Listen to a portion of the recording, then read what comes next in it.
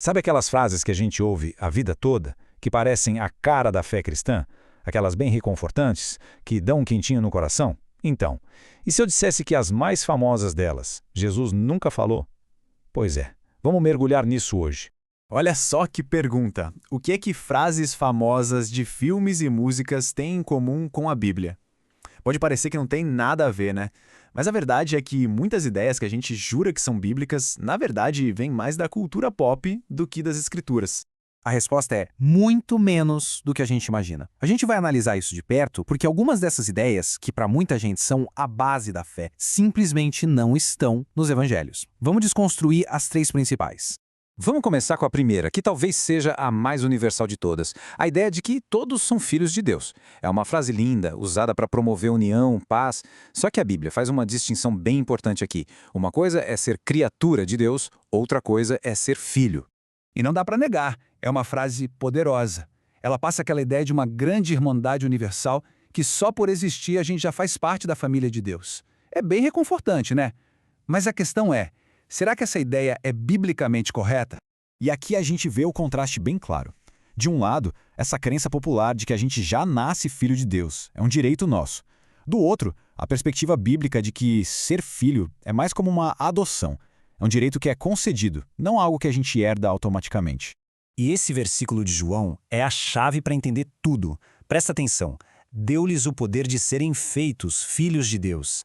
A palavra feitos mostra um processo, uma transformação que acontece quando alguém recebe, quando alguém crê. Não é o estado padrão, entende? E a parábola do filho pródigo ilustra isso perfeitamente. Pensa só, o rapaz já era filho, mas ele mesmo abre mão disso e vai embora. Ele só recupera essa posição quando decide voltar e é recebido de braços abertos. Então o ponto principal aqui é que a filiação nesse contexto é sobre um relacionamento restaurado, não um direito automático e inquebrável.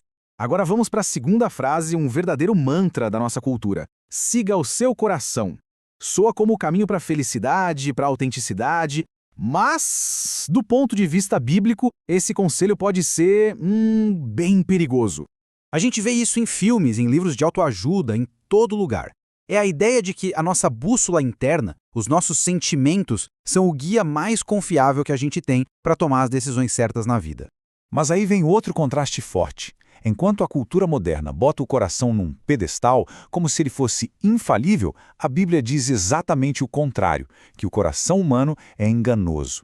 A ideia é que os nossos desejos e emoções podem sim nos levar para o caminho errado. E essa passagem de Jeremias é super direta. Não diz que o coração é um pouco confuso. Não, diz que é enganoso mais do que todas as coisas. É bem forte.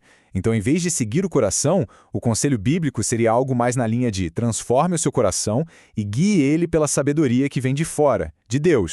A história do rei Davi é um exemplo trágico e muito claro disso.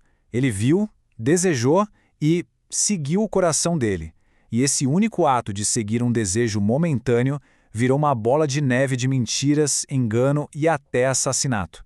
As consequências foram terríveis, não só para a família dele, mas para o reino inteiro. Chegamos à nossa terceira grande ideia. Aquela noção de que fazer o bem é o passaporte para o céu. Isso transforma a salvação numa espécie de balança cósmica, sabe? Mas essa ideia bate de frente com o conceito mais central do cristianismo, que é a graça. A lógica parece fazer sentido, não é? Seja uma pessoa boa, faça coisas boas e a sua recompensa vai ser a vida eterna. É um sistema baseado no mérito, onde cada um ganha o que merece com base no que fez. E aqui a diferença é gigantesca. A visão popular diz que a salvação é um salário, algo que você ganha. Já a visão bíblica diz que a salvação é um presente. E presente a gente não merece, a gente recebe, de graça através da fé. O apóstolo Paulo, escrevendo aos Efésios, deixa isso mais claro impossível. É pela graça, ou seja, um favor que a gente não merece. E ele até explica o porquê, para que ninguém se glorie. Se a salvação viesse das nossas obras, o mérito seria nosso. A graça coloca o foco todo em Deus. O próprio Jesus contou uma parábola que resume isso perfeitamente. Tinha lá o fariseu todo certinho, orando e listando suas boas ações, confiando nele mesmo. E tinha o publicano, um cobrador de impostos, que só pedia perdão, reconhecendo que não tinha nada de bom para oferecer. Jesus pergunta, qual dos dois voltou para casa justificado? Foi o segundo? E para a gente fechar, vamos falar de um bônus, a ideia de que ter fé é como ter um escudo contra todos os problemas. Muita gente acredita nisso, mas a verdadeira promessa da Bíblia é bem diferente e talvez até muito mais poderosa. É muito comum a gente achar que a fé é uma garantia de vida fácil. Uma promessa de que, a partir do momento em que a gente segue o caminho certo, as tempestades simplesmente param de acontecer. Mas a promessa real é esta aqui. Jesus foi super honesto. Ele disse, no mundo vocês terão aflições. A promessa não é a ausência da tempestade, mas a presença dele no barco com a gente durante a tempestade. É uma promessa de vitória através da dificuldade e não de isenção dela. Então, só para a gente recapitular, a gente viu que a ideia de todos são filhos é trocada pela de que a filiação é algo que se recebe. O conselho de siga seu coração é questionado pelo alerta de que ele é enganoso.